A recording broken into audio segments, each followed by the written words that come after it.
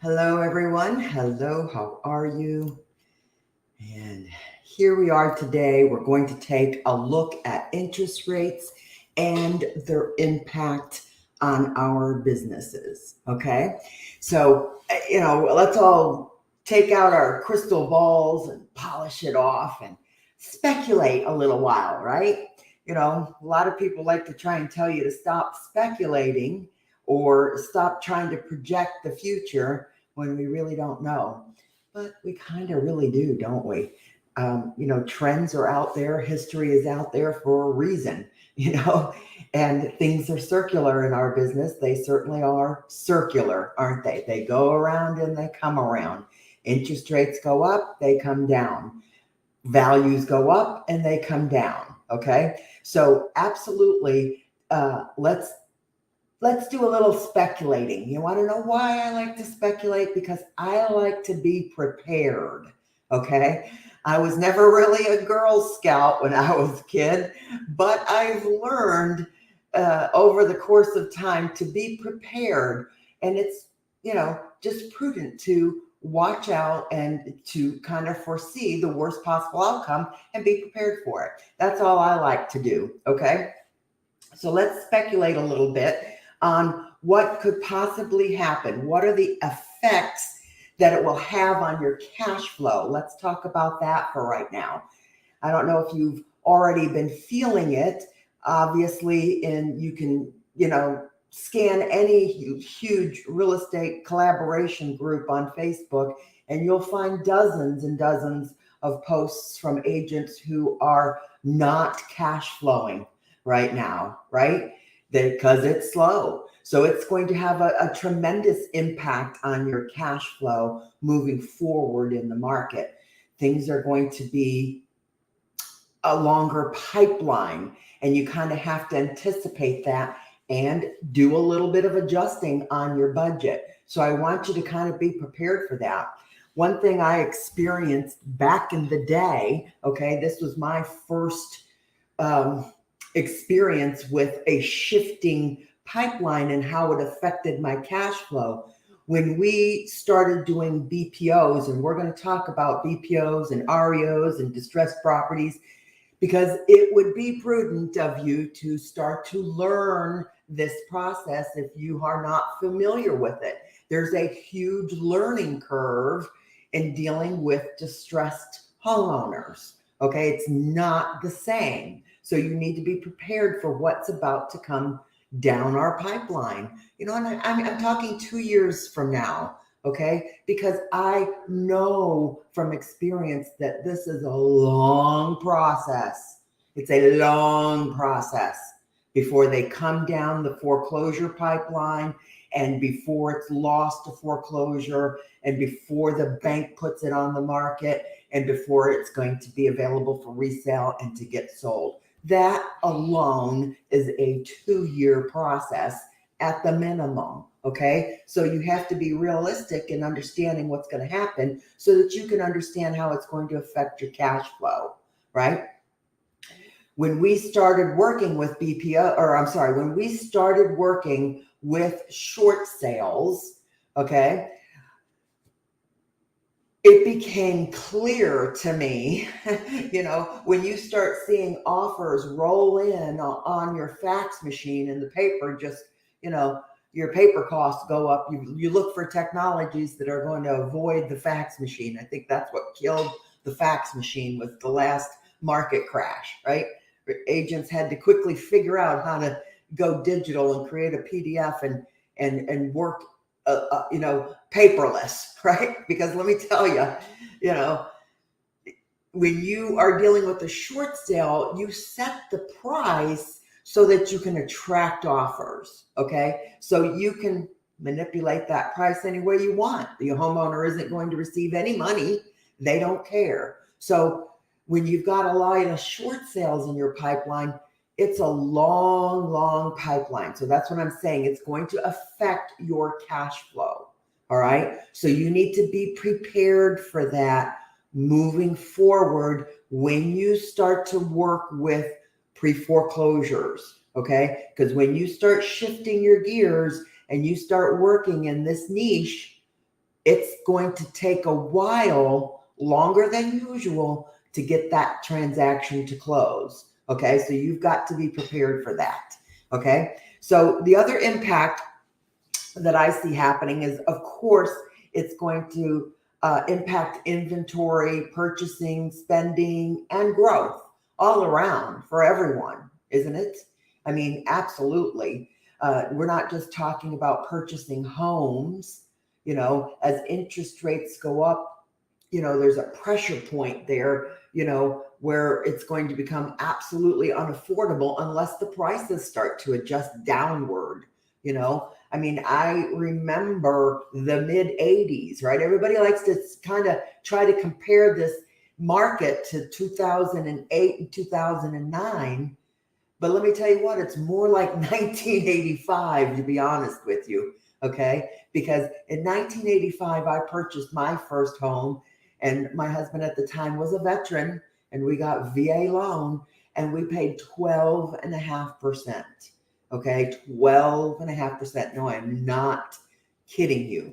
Okay. So these are the possibilities, right? These are the possibilities. Now, of course, the more the rates increase, I think you'll already start to see the more creative the financing is getting, isn't it?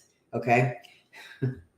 We're not asking for people to jeopardize their homes and go into foreclosure, but we're just going to give them the means to do so, apparently, with all kinds of crazy financing. And hopefully we're going to be wiser this time around. Okay. But it's going to impact inventory.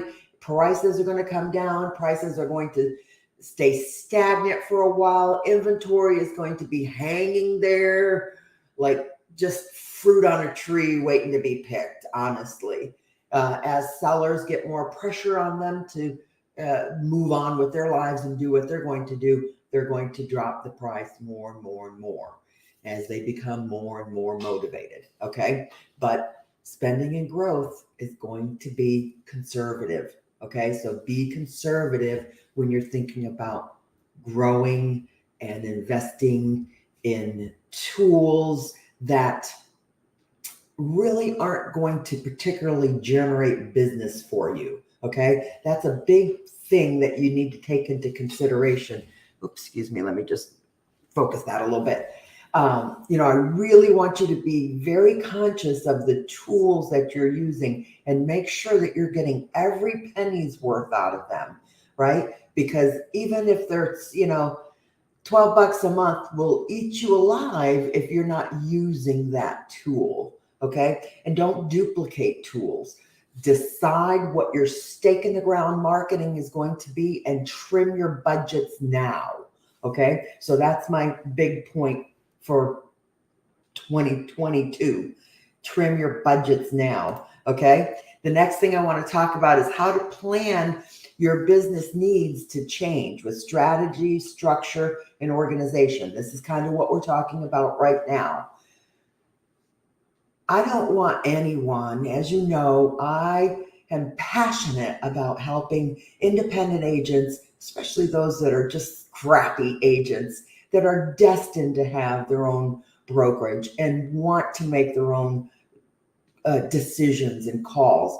I love to help those agents transition into a boutique brokerage so that when you move forward in this uncertain shark waters in front of us, that you've got more control over your business. Okay. It's going to be very important because otherwise you're just going to follow somebody right on down a dark hole if you don't have the ability to shift and do what you need to do to shift your business.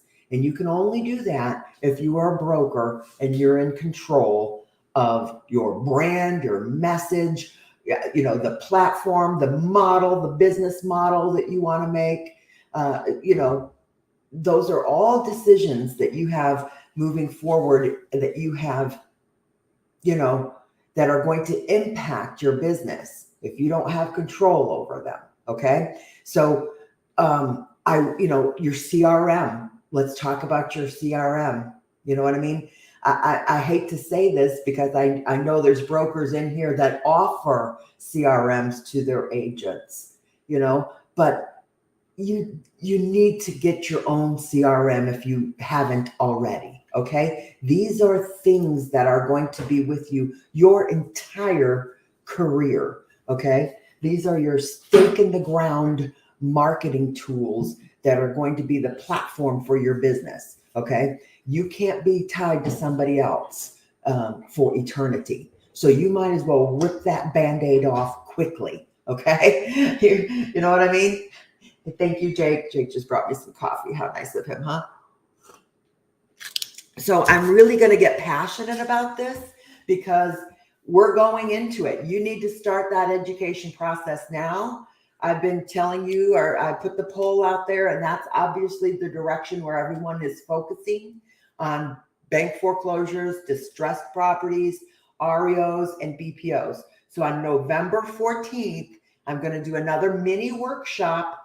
I'm not going to do a month-long workshop this time. That was way too much content for anyone to absorb and implement. Okay. So we're going to slow that roll down. I'm going to offer a workshop once a month. So if you need help on a particular topic, throw that topic in the ring and we'll do a workshop on it. Okay. It's a $97 workshop. It's going to be 4 days long. I'm going to give you all of the tools that you're going to need, all of the website, the resources, the links. I'm going to share my list with you. And we're going to take it and lay a foundation for the distressed properties, short sale, REO, and BPO journey, right? Because it is a journey. Okay. I'm going to show you how now, presently, that I am also already starting the process for short sales. Your first foot in your door is to work with distressed property owners. I'm going to show you how I do that. I'll share my 5 variations of my marketing letters. I'll share my lead magnet for distressed properties. Okay. All right. Hey, how are you? Let me know who you are because all it says is Facebook user. All right. So these are the things we're going to dive deep into November 14th. I'm going to bang it out before the holidays, and really this is going to be just how to lay the foundation to deal with all of this. Like I said, how I'm laying the foundation now to deal with distressed property owners, because they're going to first be distressed. So if you can catch them before the foreclosure is completed, you've got more control over the transaction. Okay, so I'm going to teach you how I market specifically to distressed property owners. Okay, and what to avoid. And I'll share all my tools with you. Okay, then we're going to, go down that line. The next thing we're going to do is kind of dig deep into some short sales and, how to, the best possible way to deal with short sales, how to, leverage them, how to manage them, how to sell them, okay. And then we're going to move on to, if you want to dip your toes into doing BPOs, I'm going to dive deep into BPOs. And I'm going to share the list of, I think I got 37 companies that I used to do business with BPOs. I'll share my list with you as well. If you want to jump into that, I'll guide you there too. And if you want to jump into the REO world, the big secret about REOs, you try and ask anybody how to do REOs and they won't tell you, will they? Well, I will. Okay. So on the 4th day, we're going to dive deep into the REO world and how to get started there. Now, I'm going to warn you, that's really for brokers only. If you're not a broker yet, you're going to want to watch, but understand that this is not something you're going to want to set up unless you are the broker. Okay. So just a fair warning, but it's a week long, 4 days, Monday through Thursday. And, I want to find a time that's amicable for everyone. Maybe I'll do it in the morning, but We got to give some time for those California peeps to get up and get their coffee on, right? Okay. So, you know, if continuing on down this line, we want to kind of also cap out with how taxes could affect everything from your profitability to new investing sources. Okay, that was the last thing I wanted to touch on. This pertains to primarily if you flip properties yourself. You know, you got to start to be careful. You got to start to be cautious from this point forward with your investments. As far as I'm concerned, I'm more conservative today because I'm already feeling the market. I've already got one of my investments lingering out there. Okay, and the last thing you want to do is get caught with your pants down, right, on an investment. So I want to cautious everyone that is doing flipping to really be conservative on your numbers, because you're going to get caught holding that property if you don't get it liquidated now. But you didn't hear that from me, okay? All right. All right. I would liquidate any projects you're hanging on to that are flips. You know, if you haven't already, if you're still working on them, wrap those up, get those on the market, and then be very cautious with your next purchase. That's my word of wisdom. Okay. Anybody got any more questions, comments? Let's see. Hey, Ermina, thank you. Yes, I did get my hair done last week. It was time, right? It was time. And just 1 week. Yes, Tara. One week at a time. I think that'll, you know, and if I go an hour and a half, that's fine with me. I don't, you know, but I'm going to have a very concise set content. I'm going to create a workbook and a worksheet that you can follow along with me on it. And of course, you'll have all the replays.